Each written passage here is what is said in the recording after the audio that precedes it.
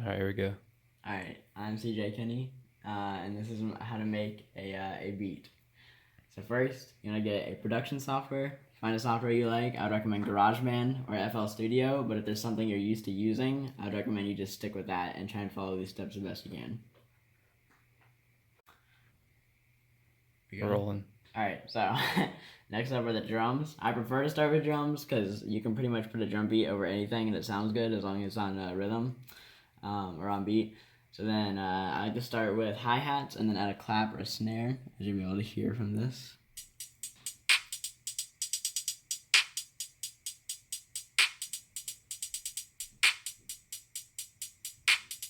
Melody. Pick an instrument you like and play around with the sounds until you find some notes you like.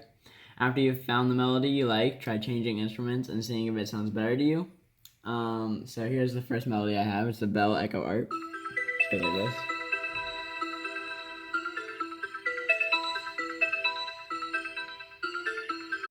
Alright, so after you found the melody you like, you can change the instruments.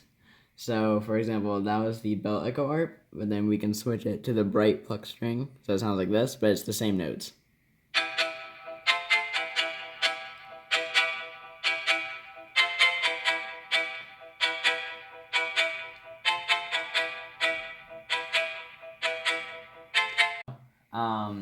Next, what you can do is if you want to add more variation to your song and add, kind of like more sounds, you can play both of your audio and instruments together at the same time to do something like this.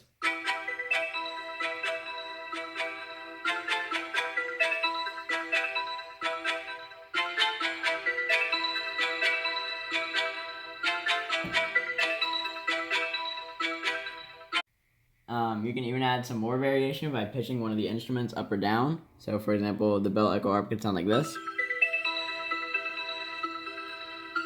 But you could also, if you wanted to, go into the settings and every so often make it sound like this.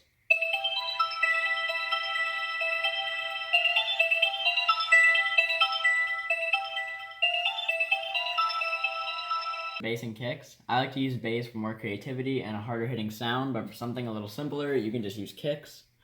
So here's what my bass sounds like. Let me just go into the settings really quick.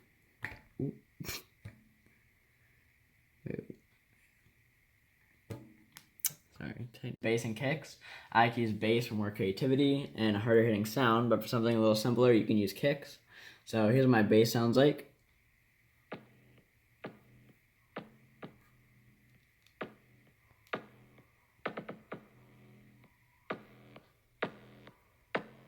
For the next part of the bass, what you're going to want to do is, this is only if you want to. This is a choice thing. But I like to add some more like hit to my bass. So you can go into your bass's settings. So just click on your instrument, go to track controls, and you can go into things like this. So right now, if you go into plugins and EQ, you can add stuff. And I like to add distortion. So then when you hit play on the bass, it sounds like this. Oh.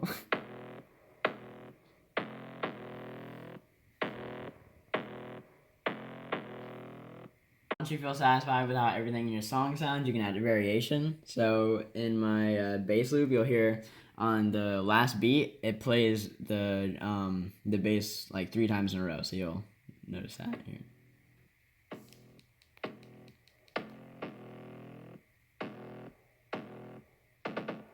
Just like that. You can do this with a lot of things, like for example on your piano loop, if you have something like that, or just really any kind of melody. You can make the fourth loop on it, maybe go a little bit higher in pitch or lower, or maybe you can just add some new like notes to it, or just stuff like that. You can really just do whatever you want as long as it sounds good and it kind of just changes up the way it sounds overall. Finish up by looking over everything and adding a few more details here and there, like effects. So once you think you're done and everything sounds good to you, just put some FX on there or any kind of other audio mixers you have to kind of switch up the beat. So for example, here at the start, I have a little thing that just kind of switches it up to transition into the bass.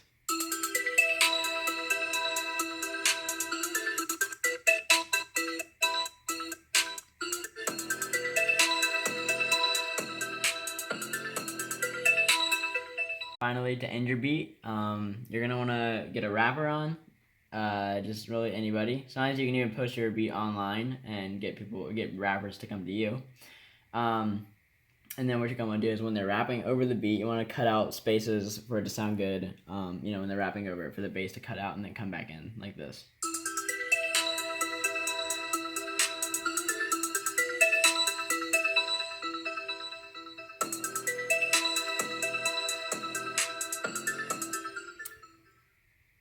And finally, that should be it.